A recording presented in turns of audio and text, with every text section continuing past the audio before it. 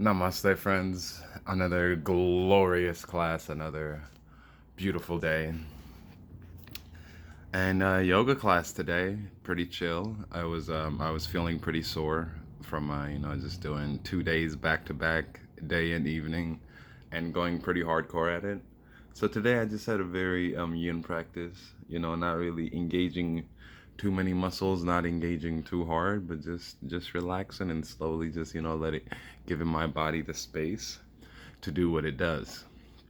And it was a pretty smooth flow. Like my teacher was telling me that everybody was trying to sync up to my breathing and to breathe like I do because my breathing's pretty heavy. And it was pretty fantastic to just have everyone coming into that wavelength with me. Um, yeah, today it was just like a taking care of myself day practice. I am proud that I did go to practice because I'm not gonna miss any morning practices. But I think today in the evening I'm gonna take some time off, let my body rest, and then go to class tomorrow morning, and just pick up where it is and do what I gotta do.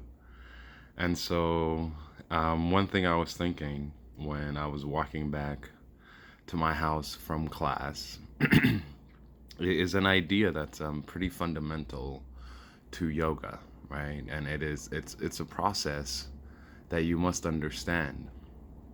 And it's that yoga isn't a physical practice. Like the main point of yoga is not to improve your flexibility, or rather I should say the highest aim, the true meaning, the reason yoga was created, the way it's meant to be practiced as an art form, as an expression, is more of a mental process. It's more of a conscious practice. And we've all heard this, that there's no confusion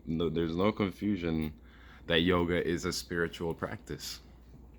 And so I was walking back home from yoga class and I was just thinking, before I what became like pretty advanced in yoga, before my practice matured, I was focusing purely on the physical aspect and just trying to push my body deeper into poses and using all my muscles to like really try to do all these things.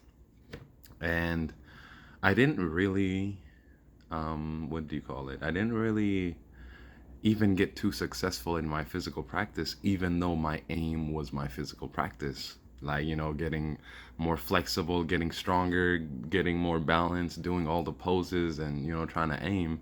It was like I did a whole year ish. No, I would say like 8 months of yoga straight on a daily basis.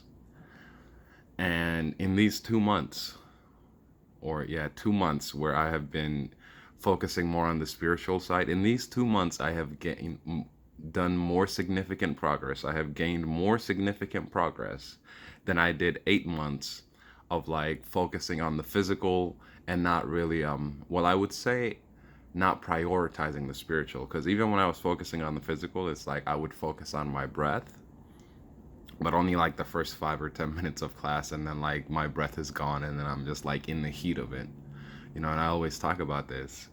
And I would prioritize the physical practice over the mental conscious practice. And this is not a recipe to get the best results even on the physical side. And that's a funny dichotomy, If you want the most physical practice, you got to do the most conscious mental practice, which oftentimes means slowing the physical way down, like slowing it way down so that you never lose the breath, right? It's like I always take my time getting into poses. I always go slow. I always make myself really appreciate every posture, every pose, and to never lose my breath. And so if I start breathing really hard, or like like there's my breath is under control, and the moment that I feel that it's getting too hard and it's going to come out of my control, I slow the physical practice down. I just like stay in that pose, or I go to like child's pose. Actually, usually I just stay in that pose. I'm not even gonna lie. And I just like listen to what the teacher's saying, but I let my breath like resettle down. And then once it's like at a comfortable level, like it doesn't have to go back to stable, but like it can still be hot and harder to control, but not the point where I'm gonna lose it. So I just bring it down to a comfortable level for me to control. Then I continue with the flow. And usually it's not even that many breaths. It's just like two or three breaths, one or two or three breaths, like that's all you need to catch up. It's not really a whole lot that, you're not gonna be sitting out a whole series. It's just the moment that you feel that it is getting a little too much, just take one or two breaths and just be in that pose. The teacher's probably just gonna get one pose ahead. You can see the pose and like more consciously flow into it. And so this is plays with the idea. This just is the idea that being with the breath and controlling the breath, you are not physically, okay, let me restate that. The breath is a tool to train the mind through the body. Okay? And in yoga, you do not push through difficult breathing with the body. You don't just keep going and think that because you're pushing your body, even though when it is overheated, it's overexerted, and you're treating it like a workout, like a cardio workout, or like a weight training workout where you gotta like push the body to the limit and just go through your limits and freaking not hold back and just fucking bust everything up. That's not what this is. That's not yoga. Okay?